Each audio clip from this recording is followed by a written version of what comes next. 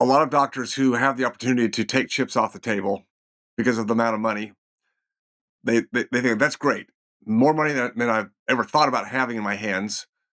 And then when they look at it, then of course there's tax implications. You have taxes in Australia, we have our tax system here, whatever that ends up. So they have to go, well, what's my net after I sell? What's my net?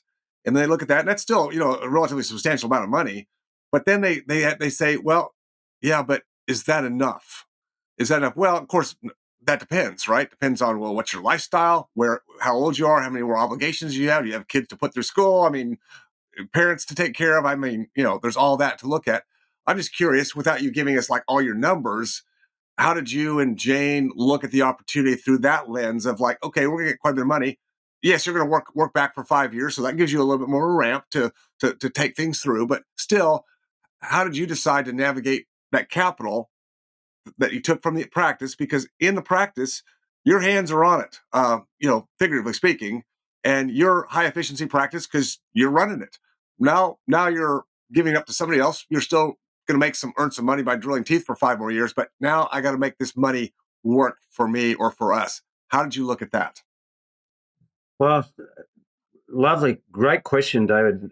I was very fortunate that I'd been given. So in 2007, I was 48 years old, and at the age of 30, my accountant then had advised me to start saving for retirement. The soonest, when's the best time to plant a tree? 20 years ago. So Mhm. we're talking nearly 20 years before 2007. He had started me investing because the tax savings on investing into a retirement, we call it superannuation, you call it 401k, um, were huge. And so I was already well off, and I had planned to retire at age 60. And well, actually, planned to retire at age 55, but then they changed the law that I was born too late, too recently to retire at 55, and everybody had to work till they were 60. Why? No, wait, And then, wait. Well, help me out with that. What do you mean that you can't retire at 55? Who says? Why? but you couldn't draw down on your retirement. Oh, they pushed it out 5 more years They on pushed, you. they pushed it out at 5 more years. I could retire, but I couldn't get my money till I was Oh, 60. interesting. And then all of a sudden, I got this knock on the door, and I thought, well, now my retirement plan is I can retire in 5 years from 48 at 53, because this is just a little bit of extra money just to get me by till I get to that other money. Mhm. And so, as we were talking beforehand, that looking at how long you're expected to live, and if you've got enough money to live, then you really don't need to work till you die. You should be, no point dying with money in the bank, and no point dying, no point living past the money No. in the bank either, as it depletes. But I was well funded anyway, so this was really just cream on top of the cake in terms of what I got for the sale of the practice. Because you and I just spoke about this a couple of weeks ago. You were talking to a dentist, and he says, I'm going to retire. I've got what you said, what assets have you got? And he said, oh, I've got my practice, and I've got my building, and I've got my home. Well, he still needs a home, and he'd worked a ton of his life for only a couple of $1 million in assets. Mhm. So that wasn't really, that was something that I wanted to avoid. But I loved how the retirement rules and how much you could invest kept changing. There was a point where we were looking at having a tax deductible amount because of my age coming up. You could put in $100,000 into your retirement fund every year. And I'm going, I'm really looking forward to that, because I was a big earner. Mhm. And then change of government, and it went to 50, then it went to 25,000. I'm going, this sucks. That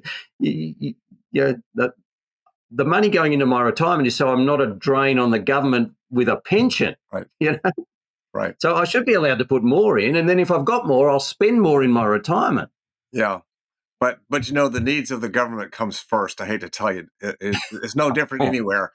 So yeah, our 401k, your what you call it, the superannuitation program. Superannuation, yes, yeah. Superannuation. Thank you. So yeah, a similar, very similar concept. Ours was never as high as 100,000. So we were always down about where yours, I guess, ended after that, some iterations. Ours was always in the low 20s, and they bump it up a little bit every year for inflation. But it's in that realm. I mean, there's other ways to sock more away in the tax deferral, same kind of thing. But I think the key thing I want to bring out that you brought out that I think a lot of people don't consider is like the government changes the rules all the time. So I tell people, I love the discipline, David, that you took on. You had a good CPA, you had a good financial head about you, you were earning good money. And instead of building up some massive lifestyle, you were disciplined and were chunking it away, chunking it away, chunking it away, thinking that originally you would practice till 55, at which time you were of the age of distribution under those rules. And then all of a sudden, so sorry, we're just going to push it out to 60 because we can. If not for that, not for the fact that you had this great offer in 2007, you probably would have worked till 60. Oh, well, then the arthritis was a problem too, because I talk about the tax deferred programs that our countries offer. And yes, they on the forefront, I don't have a problem with it. But the problem I do have is what you found was it's like a lockbox. And they tell you when you can take the money out and they can change the rules. And so that's why I think, and I see in the States, way too many people put way too much weight on the retirement program. And then I've got docs who show up in my realm that are in their 40s, before 50, and they've like you, but made good money, disciplined, but they like put like everything they can and like outside the practice in their taxable accounts they got, a little bit, but they're feeling good because they got this. I'm going, yeah, but what if you wanted to check out or slow down or do something else a little early?